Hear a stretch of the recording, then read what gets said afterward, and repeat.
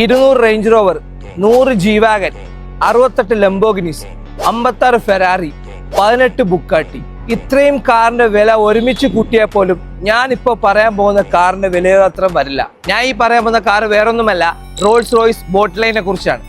ലോകത്ത് ആകെ 3 കാർ മാത്രമാണ് റോൾസ് റോയ്സ് മാനുഫാക്ചർ ചെയ്തിട്ടുള്ളൂ. ഈ ഒരു റോൾസ് റോയ്സ് ബോട്ട്ലൈൻ ആദ്യമായിട്ട് സ്വന്തമാക്കിയത് അമേരിക്കയിലെ ഫേമസ് ആർട്ടിസ്റ്റ് ആയ ബിയോൺസെ ആൻഡ് ജെ ഇസ്മേ ആണ്. രണ്ടാമത് സ്വന്തമാക്കിയത് അർജന്റീന ഫേമസ് ഫുട്ബോളറായ മൗറോ ഇക്കാഡിയാണ്. അതുപോലെ തന്നെ റോൾസ് റോയ്സിന്റെ മൂന്നാമത്തെ ഓണർ ആരെന്ന് വെച്ച് കഴിഞ്ഞാൽ ദ പേൾ ഇൻഡസ്ട്രി ഫാമിലിയാണ്. റോൾസ് റോയ്സിന്റെ ഈ ബോട്ടെയിൽ കാർ ലോകത്താകെ 3 മാത്രമേ ഉള്ളൂ.